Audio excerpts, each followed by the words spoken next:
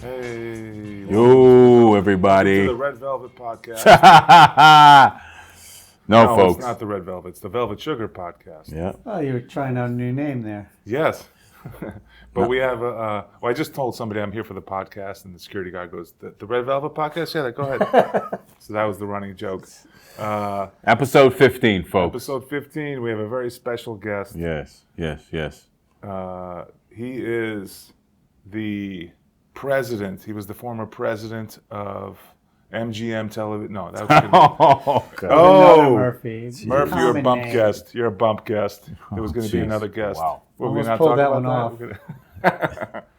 But this is our friend Murf. And Murf. He's a stand-up comedian Yeah. and generally all-around nice guy. Generally. Generally. Moments, Yeah. people would argue that point. But usually I'm good. Yeah. But right now it's September 11th, right? Yeah. And we're going to go around really quick. Where were you on September 11th? Go. I didn't make it into the city. I could not get into Manhattan. I got stuck in Brooklyn, downtown Brooklyn. I can get in. I was late that day at work. I was in Darien, Connecticut, Okay. remodeling a bathroom, and the man of the house was in the building adjacent to it. So his wife was losing her mind. He was okay, but for a couple hours you couldn't find out if he was okay.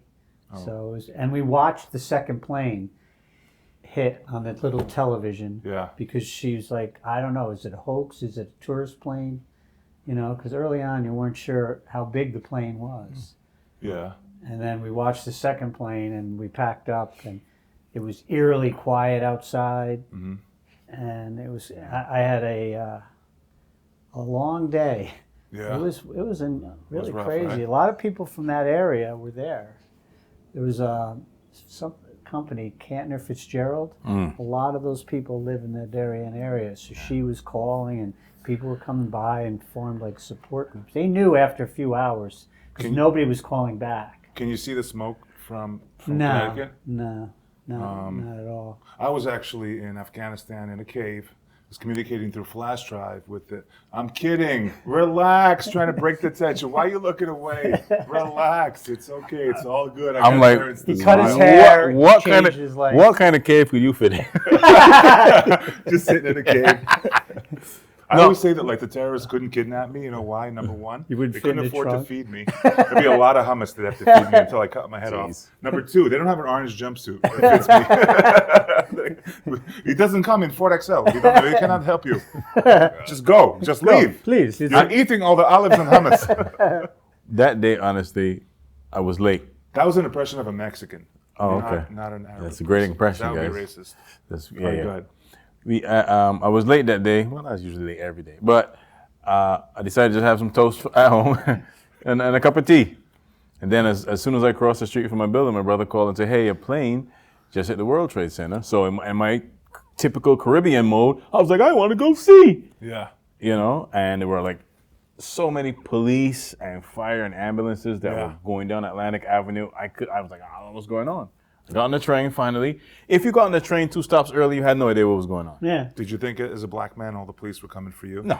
Okay, just check. It's just, zooming by. Just zooming by. And when I got downtown Brooklyn to J Street, I was like, should I get off? Should I stay? Because the train said it was going over the 6th Did you see Avenue the line smoke and everything from the towers? from downtown Brooklyn What, you were until I got up. But I was on the train. Nobody knew what was going on but me because I had just heard from my brother. But were they Yeah. like freaking out? Nobody knew what was Nobody- going on. nothing. No, we thought it was That's that what I'm little saying. photo plane. But you know? what made me Wait, there really were no cell phones then, what right? they were, but Oh, that's right. Wait a minute. There were because I took a call from my mom.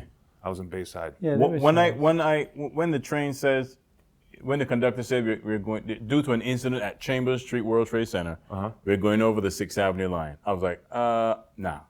So even the doors were closing on me, and I just pushed them open. I got out. When I got up downtown Brooklyn, it was chaos. People were running, screaming. Store was closing. Screaming Yeah, and running? people started screaming. Yeah, because doors Jesus. were closing. I was like, what's going on? There was no signal. I had to use a payphone to call my mother. I said, "What's going on?" They said, "Well, they said a second plane hit." I was like, "What?" How crazy is it? It was crazy. There's people going to be watching this. They don't know what a payphone is. Yeah, I had to get That's that kind payphone. of true, right? Yeah. So I was in the car. I was driving with the World Trade Center behind me, 12 miles away in Bayside. My mom called me and told me what happened. I couldn't believe it, obviously. I looked, I turned around, and in the rear windshield, rear mirror, I could see the smoke because it's like 12 miles away. And you could see it like clear as day. It was like a clear day. Still went to school. I was going to school, to college. This is my fourth year. Third year in college. So I got to school, and the professor gave us this talk. He was like a little weird. So he gave us a talk. He's like, we should still continue teaching because that's what the terrorists want, us to stop our lives. You can't disagree with that. He was kind of right. He's like, you don't just stop everything. Let's continue the class. This is like hours later. Here's the funny thing. But he got outnumbered. Queens. But this downtown, as you saw what happened, you couldn't say work, nothing. He was like, what? Because I hopped on a bus. I called my supervisor at home because she was on vacation. She's like, I don't know what's going on. I said, I don't know what's going on. Yeah. And I literally got on the bus, and the bus sat there for about an hour and a half. I ended up walking home. Yeah. Because it was just really chaotic. And my then girlfriend, my wife now, she worked then at like 26th Street.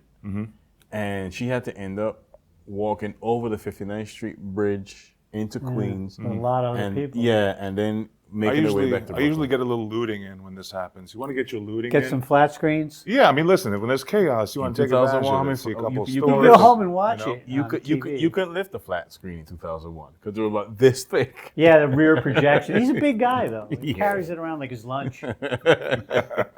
But yeah, that is our remembrance. And once again, rest in peace to the many souls lost on that tragic day. But to move forward, now we got Murf here with us. Now we're going to go to the comedy after that comedy right uplifting after that. moment. Yeah. That's good. Thanks, That's Alex. Start the podcast right? Yeah, well, yeah. it's either this at the end of the It podcast. is 9/11. Yeah, Okay. bring us down. But we got Murf, who's kind of like our godfather a little bit. Comedy. Yeah, these youngsters doing comedy. Tells us, you're going to make it, you're not going to make it. Sometimes you can tell. Sometimes it's a shock. Yeah? Yeah. Like, I started actually I saw a show with Robert Klein at Gotham Comedy Club. And the internet was around, this is around 2000, right? Before 9/11, actually. And it was dial-up, so it took forever to research things. Yeah. So I saw that they had a free comedy class at Gotham City Improv. So I figured it's the same place. So it's 2003. No, 2000. 2000. So I went you saw a down class. Okay. to New York City and realized it's a block apart. Yeah. But I took the free class.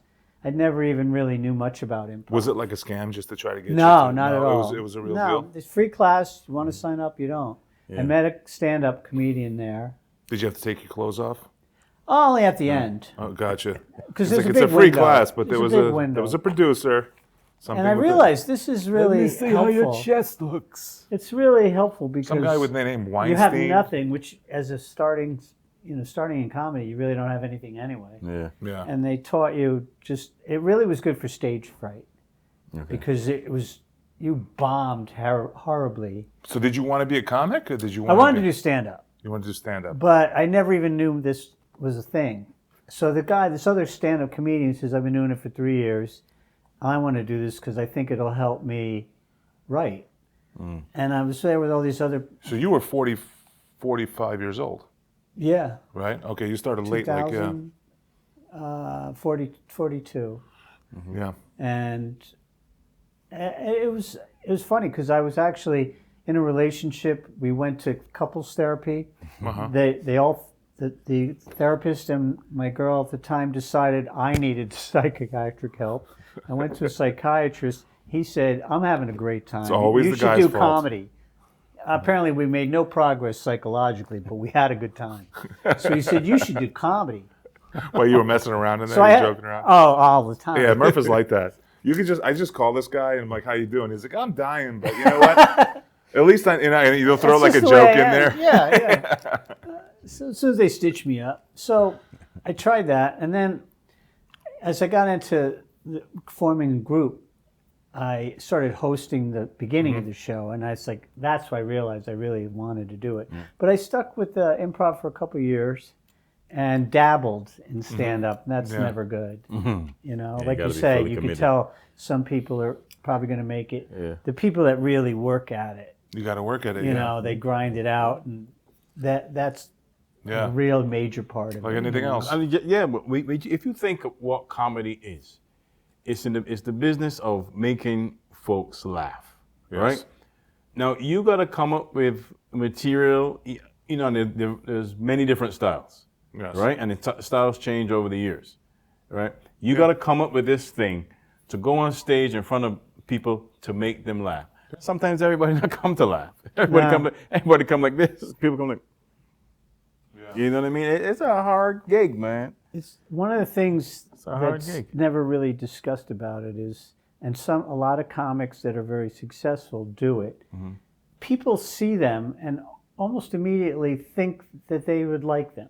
They project sort of an aura. You know, like you were talking about how quickly, like Nate Bargatze. People see him. I turn them on to. He's likable. You look at him and you like him. And now we're talking about Dusty Slay. Again, somebody you look at and you're like, oh, I think I like him. And But it's not always like that. No, there's other comics that are confrontational and they're edgy and their writing is really good. Right. So they make it on that, but it's a harder road. It's easier to be, if you're likable. You still got to be funny. You can't just be likable and But boring. usually, if you're really likable and sweet, you're a clean comic. You rarely see like a likable sweet guy who's filthy. No. Right? That goes hand in hand. You got to and it's harder because then you got to write jokes that are clean. It's a certain kind of style. Well, I've been trying that a long time. Yeah. And sometimes I get it and sometimes I don't. Writing all the time clean, I don't think I could ever pull that off. Yeah. It's just, that's not life, you know? That's a gift. When I started out, I was squeaky clean. You're still pretty clean. Yeah, but I still let go of. I've had an effect on you. I've done my best, you know. No, but also too, you ran rooms. You produced shows, and even to some new names in the business like Andre Kim. Andre Kim. Yeah. I lived in. At the time, I still lived in Norwalk. Yeah. So who'd you do open mics with that are like? Hold on, let him finish his point. Okay, Alex, God, I'm sorry. Down children. Okay. Yeah. So I had. In the beginning, I was getting shows that I didn't deserve because back in early 2000, there weren't nearly as many comedians. Right. You'd get a show. I was featuring with no business featuring, but I could bring people. They're like, oh, comedy show? Yeah. Yeah. And I'd tell this person who tell this person, and before you know it, I have 15 people showing up. They thought I was a hero. Yeah. They were there for the buffet. Yeah. You know, and the show. The shows were good. But through that, I started getting spots around Connecticut. And there was a theater. We started doing the Bijou Theater. Right. And I did a show at the Bijou, and we were coming out, and everybody wanted, they wanted to hang out a little in that post-show glow, you know. Yeah. So we went to a bar that one of my relatives must own, Murphy's Law. What a rarity, a bar named Murphy's. And they said, we have an open mic here. And I said, wow, I need to work on the stand-up thing more, you know. So I started going to that. And that's how I met Andre Kim. I met when Pat he was Oates. a beginner, when he was starting out. He was starting out, but I said before, he had a unique angle, and he talked about himself and his family, and what's great about that is nobody's going to steal that material because it's unique to you. That's the whole thing we were talking about with Colin. What he was telling me is you got to talk about personal stuff, not jokes. Anybody could write a joke. When you're at a mic with 25 people and you have standard observational jokes, chances are there's going to overlap with other people that are there. It's also memorable when you have a personal joke about a family. People remember that for a long time because they maybe can identify with some of it. Then it paints a clearer picture. Also, you ever hear Andre Kim's his voice? His voice does not necessarily match his face. No, he got a soul voice. Yeah. like a black He has person. He has a He's deep voice. right? Yeah. Oh yeah, Yeah. yeah. You know I was what I mean? on Yeah. one show with him Yeah. back in the day. Yeah. Before COVID. So, like, have been on any open mics or shows? Because you've been around for 20 years with people who are now famous, made it? Where you saw them at an open Jessica mic level? Curson, when I first started. Regular open mics, right? No, she was. Well, I started the open mics, and somebody told me, to go check out Gotham Comedy Club. It was literally the old. It wasn't even where it is now. It was on I think 21st Street. Gotham. Okay. So I went in and I started talking to this girl Deirdre, and she was a comic, and she said, yeah, we have a class here, and she was kind of intimating, it's hard to just break in. Yeah. It takes a long time, and she says you should try this class, and it was taught by Dan Vitale, who had been on Saturday Night Live, and was a really respected comic, And so I said, well, how much was it? And it wasn't that much, a couple $100. So I said, I'll sign up for it. So when I signed up for it, Jessica and Deirdre were kind of like interns with him. They probably got stage time. And he was really good. He had his issues. He was dark, but inside he was a really nice guy. I can still remember some of his jokes, because at 9/11, so I took his class. Our graduation show was canceled because it was like 3 or 4 days from now. So the city was kind of shut down. We ended up, I think, in the beginning of February. But I watched, Jessica mess around. Like we would each go up on stage at some point every class. This is what year? 2001, right around. Well, she started then, right? 2001. She started. She was a like little bit that's before me. about. That's, She probably started in '99. was she that funny then? Yeah, she was crazy. And when I saw her live with you a while ago, and I didn't bring it up. She used to do her Jewish mother getting stoned, and she'd laugh because like she hasn't done that bit in a long time. But I was looking at her going, the recklessness, like I was still what I would consider inhibited by like, oh, I couldn't be that lunatic. She was like nuts. She was totally not free inhibited. and crazy and really funny. Which helps your comedy. You're not supposed to care. And I was like, I got to be more like her, And now and her crowd work is phenomenal. At that point, I didn't see that because it was just a class. And then when we did our show, she was in our show, and she was already crushing it. And they let you, if you're in the class, you could sit in on shows. So that was my school. Okay. I learned from him, like I used to twirl the cord. Yeah. Mason, our friend Jesus Mason, does it. He's like cracking the whip sometimes. And I realized, oh God, I used to do that. Because you get nervous, and how do you express your nervousness? You start, or I had a thing with bright lights. Yeah. So I would look down a lot. Now I just look at them. I don't need to see. I'm thinking anyway. Yeah, like if you're doing a show and there's bright lights there, you try to look through them for the crowd. And see what's going on. The good thing in the last 20 years, I've almost totally lost my hearing. So heckling is not a problem. I probably can't hear them unless they have a bullhorn.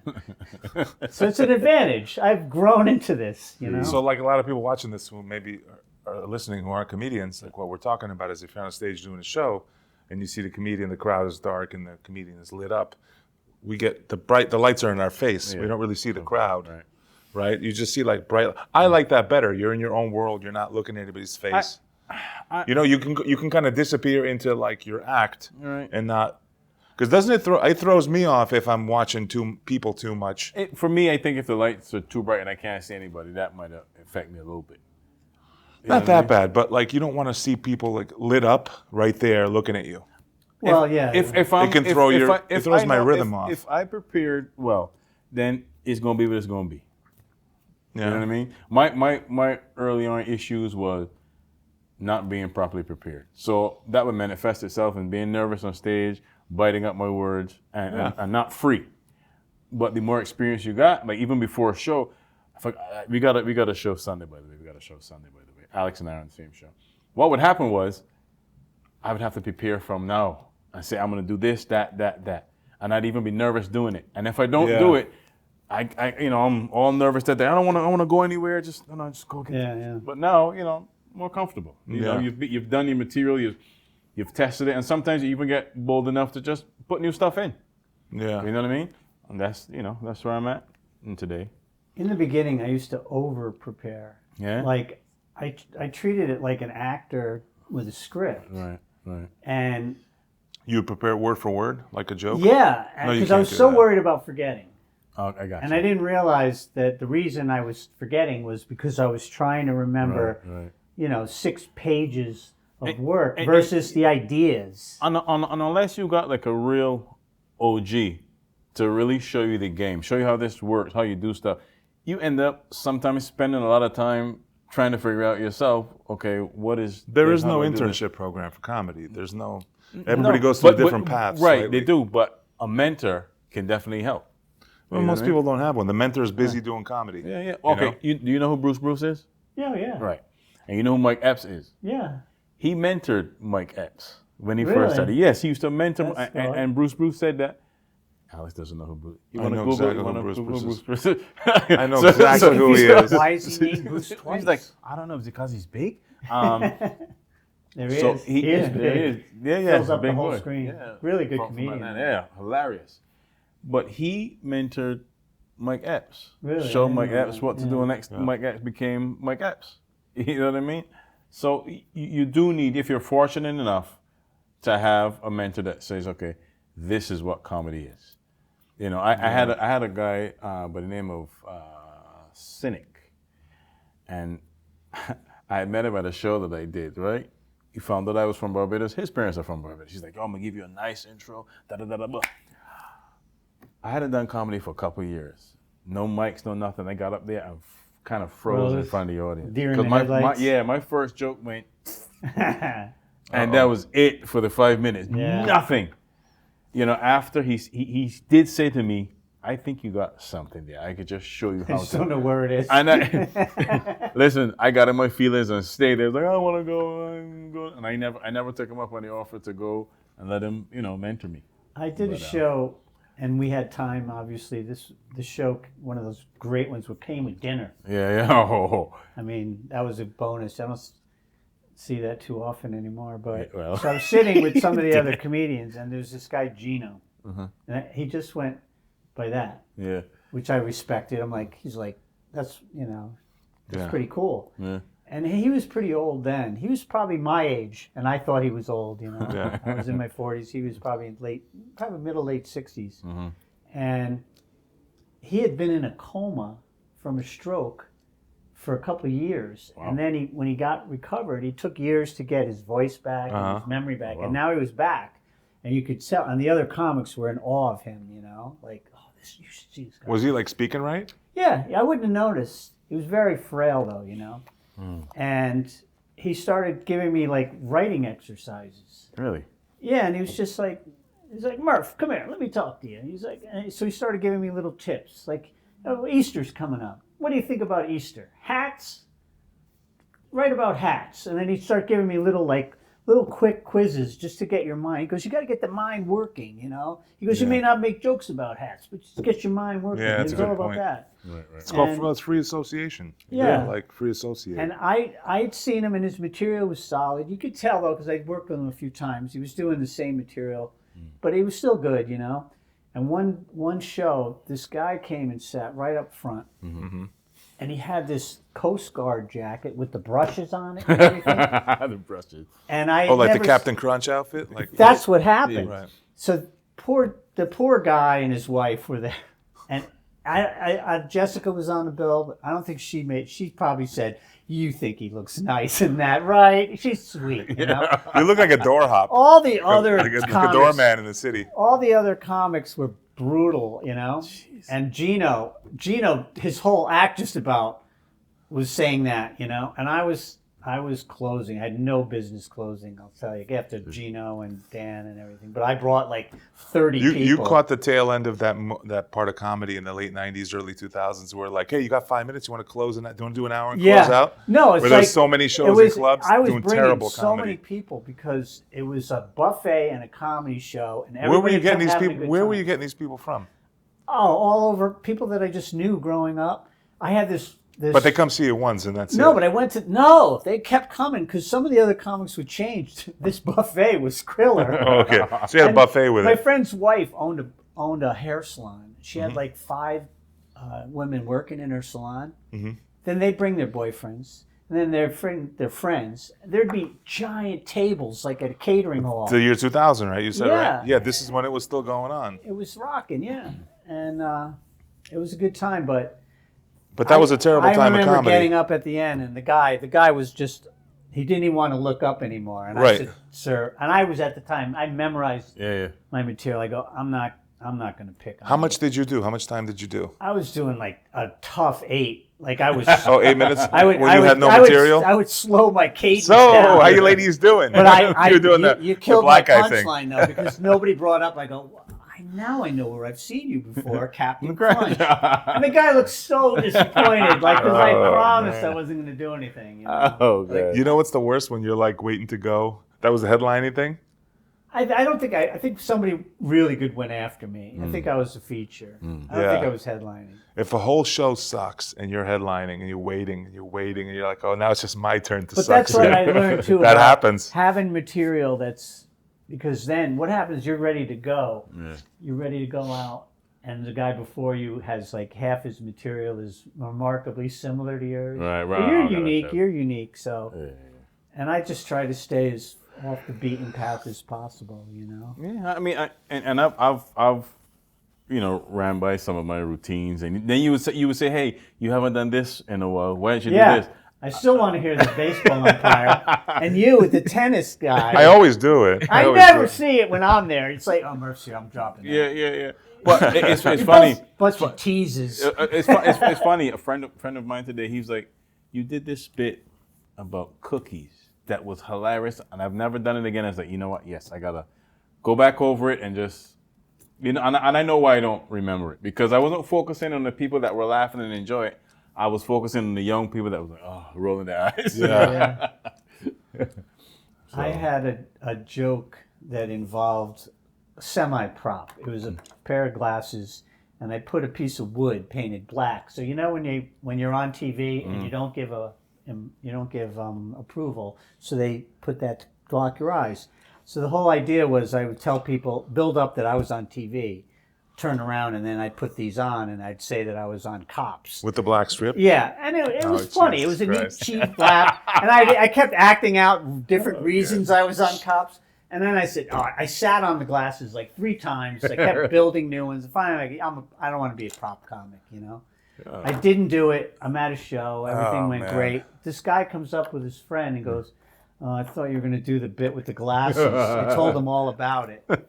So I did it just for those 2 guys. I had them in my... Oh, geez. So my you mean like a God. one-off, separate? Just for them, yeah. Oh, jeez. I'd never been asked to do a thing like that before. you know? Demand comedy with Murf.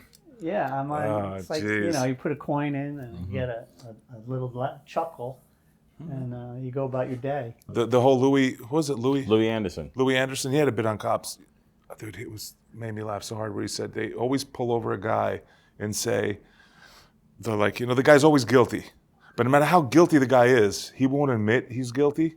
So he'll be like, we found this crack in your pants. What's this in your pants? He goes, oh, those are my friend's pants. He always have like an out. He'd be like, well, the other pocket has $100,000. What's that? He goes, oh, that's mine. And Louis just had the best bits on like the Cops and life like that. He did die, right? Yes, Yeah. he did. Okay, I didn't know. He did. And we're back. And we're back. We had to pause for Murf. He had to have a procedure. Oh, God. Murf is Yes. always having a procedure. I carry my own paddles. What now. happens when you're 65 years old is you call somebody who's over 60 and you usually get this. You get like, I'm around, or I'm having a procedure today. I've learned a lot about acoustic ceilings. They wheel you around, and there's nothing else to look at. Like in here, there's been an Well, Murf, obvious I have a patch. special thing for you. What's You're that? not only on this podcast, but you're also going to get Oh, God. Oh, my a God. free Merch. rectal prostate exam Oh, God. by a licensed professional. I'm a professional. Don't try this at Oh, home. he's got such big hands. So just Those gloves are can I not get gonna- my hands in here? Nope. No. Thank God. Oh no, these are for small. They're These 7 are and a half. expired gloves. All right, come on here. Let me give you a prostate. All right, that joke sucked. Oh, Listen, God. not everything can be a killer joke. No, all I right? can't. Oh, that smells like latex. It is. That smells like a condom. I haven't smelled this for a long time. I haven't smelled this since before my purse was born. Jeez. But yeah, I mean, so the journey is, and especially for Alex and I, comics. You're older, a couple of dads, and we're uniquely us. We have chemistry from the very first time. I mean, I was like, oh, and I honestly said, that's a big motherfucker. When I first saw him, I was like, shit, he's comedy or bouncing? Right? You met at Lucy's? Yeah, at Lucy's. Met at Lucy's, yeah. But comedy is hard, man. It tests you every month, every couple months. It tests you. I just did a show where it tests your ability. Makes you question how good you are, because you meet people you think you're good, and then you meet people who are like, holy crap, this guy's talented. And you meet people like that all the time now. Yeah. Super talented. But I was listening to Bill Burr's podcast the other day, and he said you cannot go by that.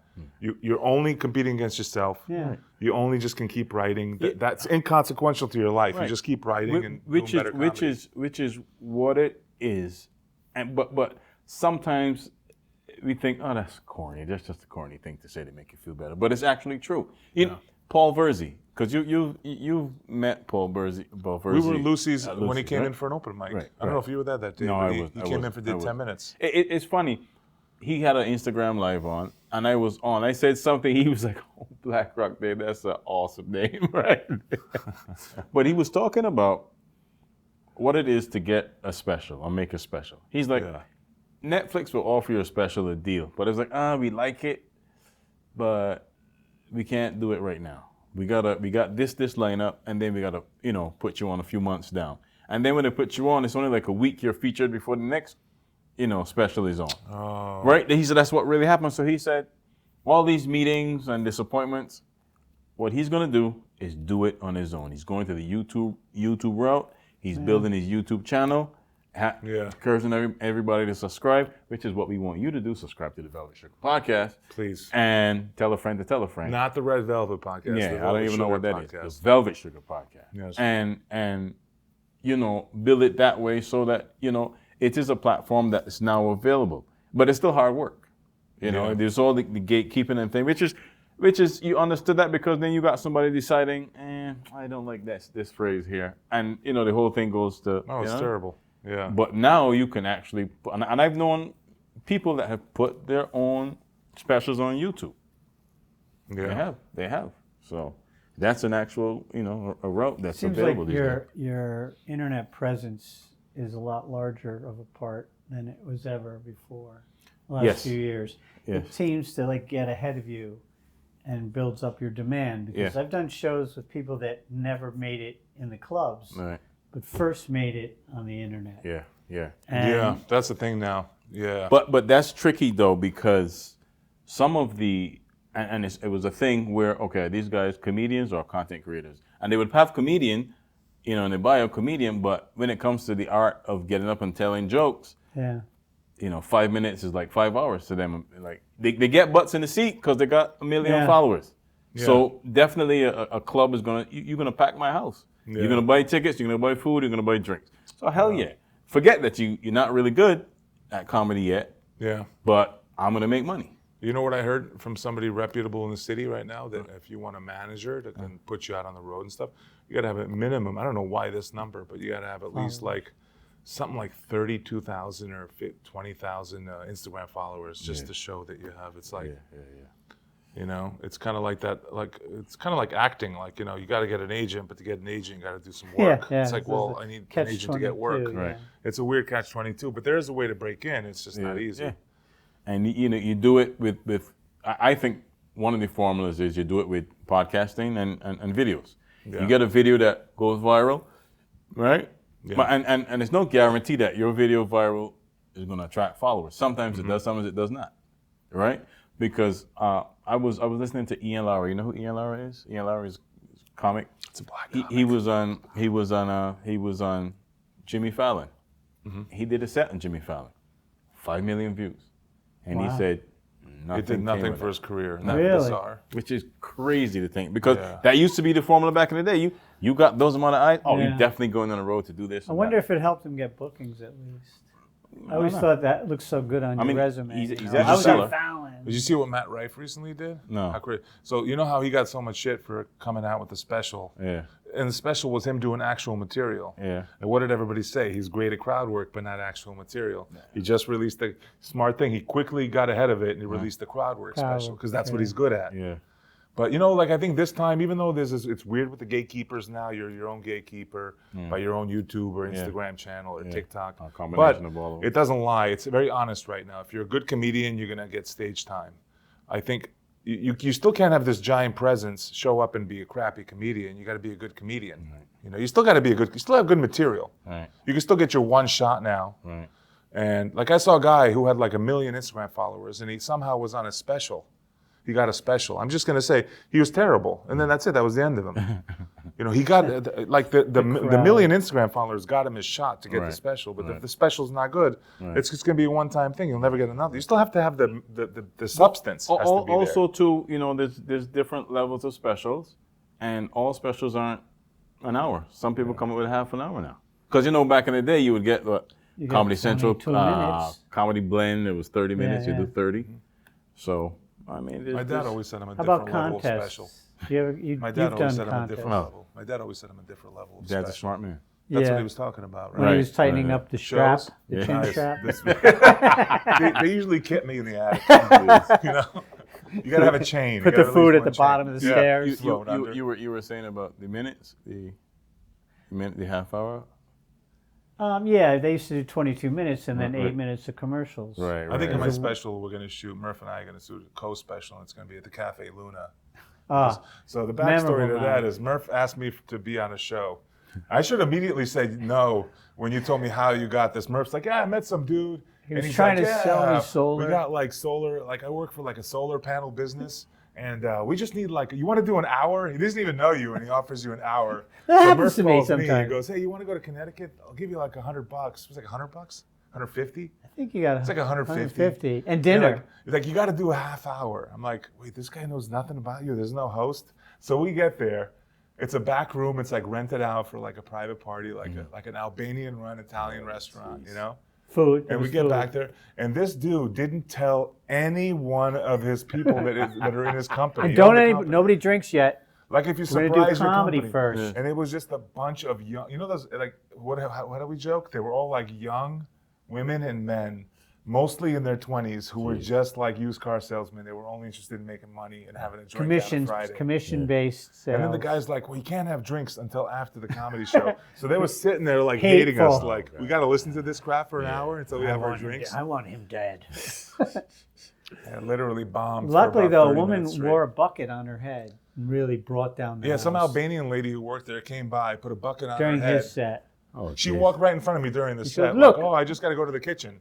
And then she put a bucket on her head and everybody laughed. She got a bigger laugh than I did. We went out to his car and I was like. He was very upset. I enjoyed it. Yeah, Murph was like, I enjoy bombing. I was like, my career's over. I want to quit. Is there an oven I can stick my head into? But you know, bombing is a part of it. The chicken It doesn't cutlets feel were good. delicious. No, it feels It terrible. feels horrible. And every time it's funny. I did a 10-minute set one place. It was great. I was like, oh my, that's so good. I did the same set a few days later. I was like, maybe I should have gone to dental school or something. Yeah. But that's how you feel. But you know, you gotta keep punching away, man. You Yeah, gotta man. keep punching away. And I think one thing you brought up, like now the place is super saturated with comedy shows. Like never before. Right? We do a lot of shows up in this area. We don't have to go to the city to get on No. the show. You know what I mean? I mean, it's good you do that, and I think it's important to get in front of as many people as you can, especially different people. You Yeah. don't want to get stuck with one group. You want to Yeah. in a place like New York City. You want to, the greater New York City. You want to be able to go all over and do comedy, right? Like I'm doing more shows in Jersey, and it's a different, whole nother animal in Jersey. But Jersey's great, but when young kids come out, I like to read the room. I used to be, let them learn to like me, and I'd rather like have enough material you know what's funny? and look around and go, all right, So like maybe this kind of stuff is going to work. But the kids are a whole nother animal. They're a whole nother demographic. Like, okay, Yeah. I do best from like 30 and up, Yeah. or 35 and up. If they have family and kids, Yeah. that's my group. But I still do good with 30 and up. This was a group of kids in the front who were like 10 kids who were like 24 and under. And I did a joke where I make fun of a fat guy. I don't want to this is one of my big jokes is about a fat guy. Yeah. So you're making fun of somebody fat. Yeah. And that's the only time I see the whole table, 24, collectively, like this is something like old people would do. Old women did this 40 years ago. Now it's reversed, and the young kids are the sensitive ones. They were like, "Aww." Yeah. 24-year-old guy. They were like bros too. Yeah. They were like college bros. They're like, "Aww." Like that's mean. He's fat shaming. That's what like a table of women is supposed to do. This Who's person- 70. Yeah. I mean, But it's flipped around. has. Somebody talks about that. I think Bird talked about it, where it's flipped around. The young people are like the old people now, and the old people Yeah. are like the young people. Old people are like, nothing shocks me. How could you And the young say people that? are like, you shouldn't do that. Not only that, when you start to go to the middle of the country, the people got a different sense of humor. You know, your liberal pockets. You know what I mean? That people will be like, okay, shame on that. But then people just want to laugh at stupid stuff. Yeah. You know what I mean? Because that's what the business is, to laugh. You know, so. So you're trying to walk this line between what you want to do and what you think they want. And sometimes it works out great, and sometimes you pick the wrong path. But you know what I learned from those kids? I should have just stuck to my routine. Right. Because I deviated my routine for the younger crowd, Right. and Yeah. it went bad. But I should have stuck to my they routine. saw that. But doesn't that They saw through it. But here's the deal. But I think if you gotta deviate, you gotta commit to the detour. You gotta hard commit. You just can't like gingerly waver like I'm flounder tiptoeing. No, you just gotta commit hard. Boom. If I'm gonna deviate, boom, this is what it is. And these are the results. I don't care. You know what I mean? Depends Again, too it's- on how much time you're doing. True, You know? Like true. if you're doing 20 minutes, Yeah. you have time to do a 5-minute exploration of that Yeah. group, you know? But if you're only got, 10, 12 Well, minutes and you got your spot figured Depends out. on the type of 20 minutes though. If you're So I'm gonna be headlining in Europe now. okay. Speaking of, it depends on, and I'm like going into Prague to do a headlining 2 nights. Cool. And it's 20 to 30 minutes, depending on me, the headline. And the Metro Club in Prague, if you're there October 23rd and 24th. No, 24th and 25th. Yeah. So what the hell am I walking into? I have no idea. That's Drunk, fine. Yeah. drunk Probably. Europeans. But it's expats, but the expats They'll probably want to they're hear mostly jokes from about England. our country. Well, it's expats there, mostly from England. Oh, okay. They're more England and Canada, not the U.S. Mostly Okay, England. so you've got to get this big American talk about guns, maybe, or something like that. I have to but a Bird talks about this on his podcast because he What performs may I all ask over the you? world. What is your biscuits like? No, he's like what he says is like you're supposed to like do you change the colloquial stuff? Like if you're talking about baseball, do you change it to cricket just so they kind of have more familiar? Yeah, that's true. If the joke 'cause involves the word baseball, do you change it to cricket? If the joke involves this, do you change it like a piece of like a food? Do you change it to something local that they eat? Yeah. Will they relate? But he said more or less now they relate to everything. Oh yeah. Yeah. So I mean, the world is actually global.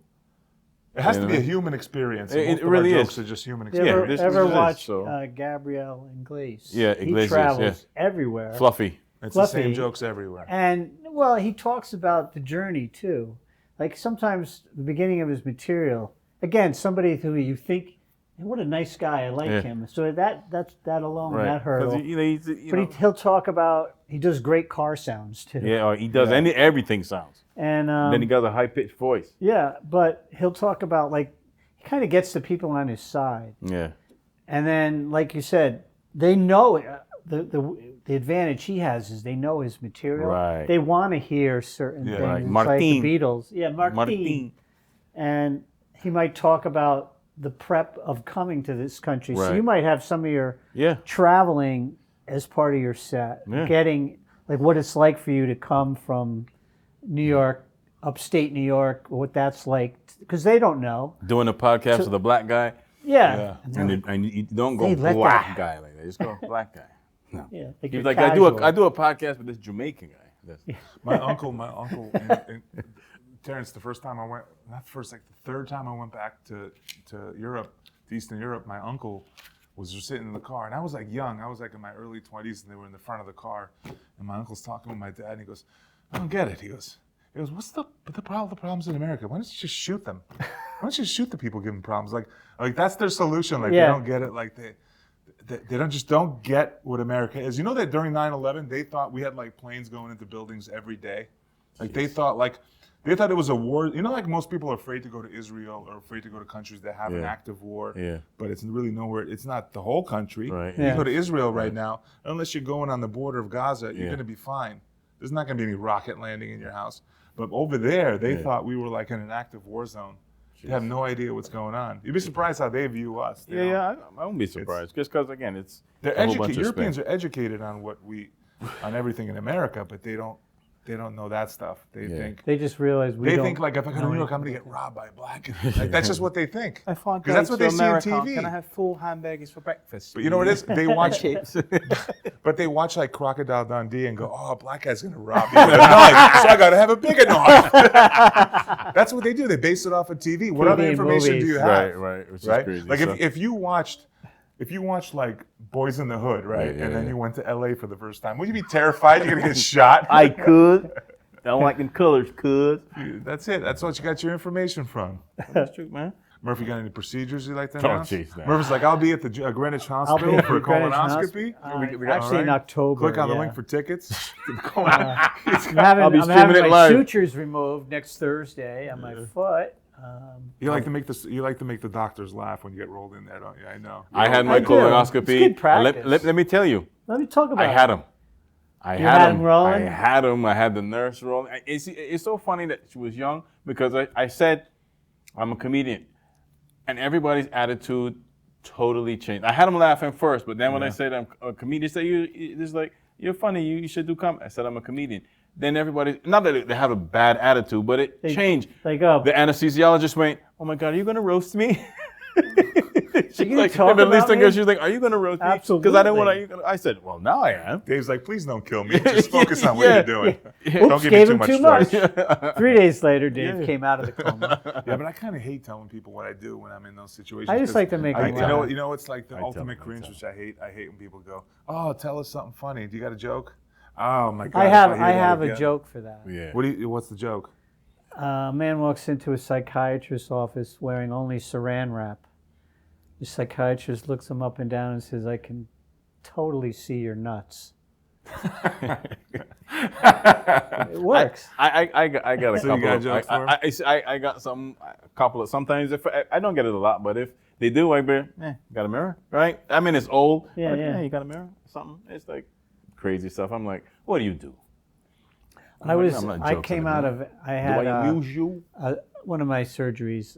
I had a triple hernia because I go all out, and they gave me too much anesthesia. I was supposed to be out of there at 5.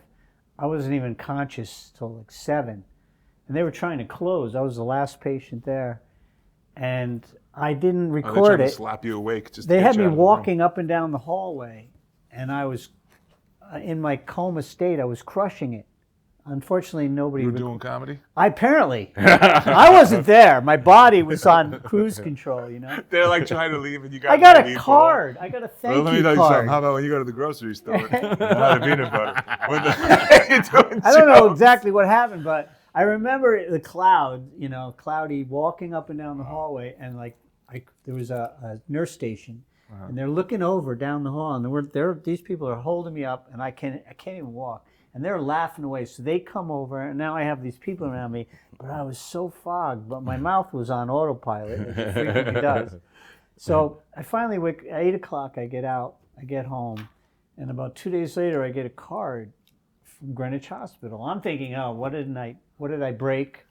What did I have to pay for? And it was a thank you card from all the nurses. Said, "We had a great time. Come on back." And I've gone back.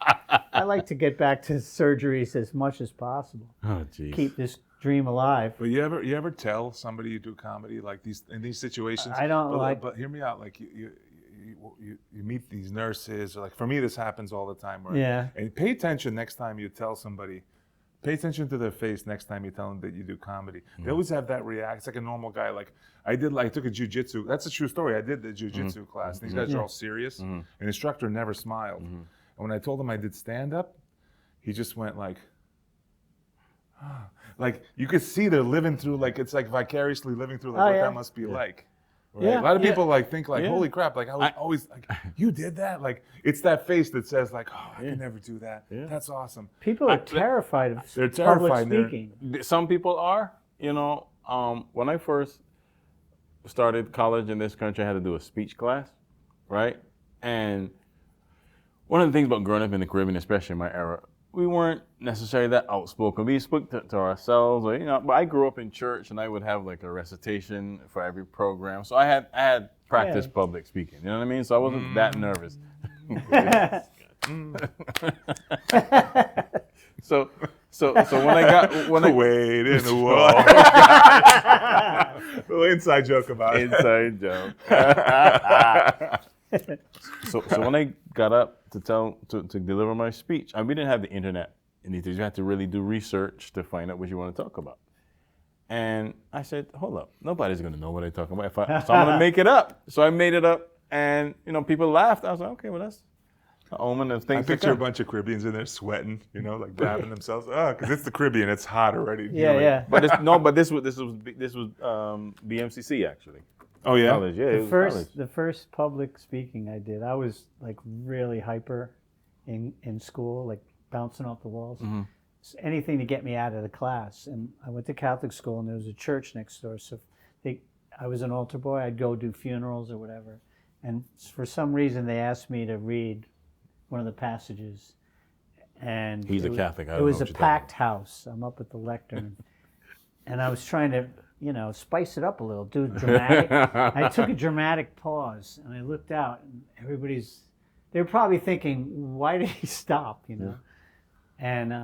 And I said, oh, I like this. Yeah. You like being listened to. Yeah. Yeah, it's something cool about it. It was especially something when cool, you get people's attention. There's like a little flush of power. What really convinced me that I was always flirting with the idea of doing it, but what really convinced me was I had an English 3-level class, and we had one of the big part of the grade was a monologue, right? I didn't even know what a monologue was, right? You're Caribbean. Everything you guys say is a monologue. I've never talked to a Caribbean person without a 5-minute monologue. You're like, hey, listen, where do you guys keep the orange juice? 1972. And it goes into like a speech. Caribbean people love long stories. Go ahead. So because my last name is Beckles, I was on the first night, right? And I went to the class, and I heard people going, oh my God, I'm in like 4 weeks. I'm so nervous. So you get up early. I didn't do anything. I didn't know what to do. So I didn't do anything, right? So I got up. I had a scenario in my head about me talking to my godfather because he was here in the 40s. So he actually, got on the train. He enlisted in North Carolina in the military. So he had experience riding the back of the train because he had to, right? So I started to do stuff about that with his voice and my voice. To my surprise, people started to laugh. I was like, what? And I did it. And when I was done, people were like, I thought you said you didn't do anything. I said, I didn't. I was like, I made it. It was like, you made it up. The teacher was so impressed. She said, I never gave anybody their grade after but that was so good. I gave you an A+. Wow. Like, oh, yeah. So to wrap it up, you guys didn't ask me about how I got in. How did I? Oh, I'll tell you. How did you? Hey, I'm sorry. No, thank you. Alex. Wow, Alex. Guys, how Terrence, did you we're get into forgetting comedy? that these are comedians and we're naturally narcissistic, so Yeah. it's okay. I have A to little ask bit. my own question. Right. I took an acting class to get over the fear. Okay. And I did a monologue. In acting class, they give you a monologue. So come back next week, memorize the monologue, and do the monologue. And I was so terrified. I did the whole monologue, and the teacher goes, that was really good, but you have to look up. You were so nervous, you didn't look up at the class. Yeah. I did the whole monologue looking down. Jeez. And that's how far you can come. It's not where you start, it's where you end up. It really is. It really is. Yeah. So just like you know me, everybody knows that I love accents. A lot of accents from all over. Yeah. And at one point I was like, maybe I shouldn't do accents anymore. Right? No, you gotta And do then, it. I know. And then my boy told me today, he was like, that's like Steph Curry doing layups and not shooting any three-pointers. Any threes anymore. I'm done with threes. Right, you can get better at the other stuff, but do what you're good at. Yeah. So I have stop gotten it. better and keep. I had a Don't much really. harder time in acting just because you're trying to be somebody that you're not so sure of. Like some actors commit, they have this biography of that person in their head. I can't commit that way. It's not easy. I'm not it's not easy. good to at commit it. Listen, like that. I have bombed already at being Othello, okay? Yeah? Being my procrastinating self, I didn't memorize all the lines. I did like scene 4, act 5, I did the scene 5, act 4, and scene 4, act 5. Oh, God. Thank God it wasn't a lot of crowd. But I learned from that, and I was able to perform very well. That's I'll tell you one real fast. Okay. This is when I knew I was going to be stand-up, and that's the month I quit. I did acting classes for 5 years. I did the class. We did a scene from a Glenn Ross, the Salesman movie. I forgot what it was Death called. of the Salesman? No. Okay. Which one? Do you know which one I'm talking about? Glenn Ross? Yeah. The Real estate. the real estate one. I forgot with Al Pacino, and that was the character of Al Pacino. No, of Jack Lemmon when he gets busted and he's going to go to jail. Yeah. He's begging for the guy not to give him up, and the guy just says, "Fuck you." And then when the scene was over, people laughed. And I was trying to give a dramatic performance, and the guy looked at me. He goes, "Yeah, you know what? You should do stand-up." And that's when I knew. Yeah. But it's like, hey, all right, I finally know what I want That to was do. my what I'm good at. psychiatrist. That was your psychiatrist. He also was an acting teacher. All right, that's it. Well, We got to wrap it up. We got to wrap it up, man. Murph, thanks for being our guest today. Yeah, Thanks no for coming and problem. sharing your experience. We're gonna give you a new name. It's a black name, Murf. Like Murph. Bruce, you're Murf. I gotta go. My ambulance is. Once again, follow us at Velvet Sugar Podcast and email us with questions, please. Velvet Sugar Podcast Tell at your gmail.com. Tell your friends. I'm at Black Rock Dave. What's your handle, Murph? Murf. James Murphy, Facebook. Yeah. Black name, Murf Talent. Talent Murf. Give him your handle. At Big Alex Comedy. Big Alex Comedy. But guys, thanks for tuning in. This has been episode 15. So, yeah, it's been fun, man. Thank you, Murph. Thank you. Thank you. Yeah, man. Thank you.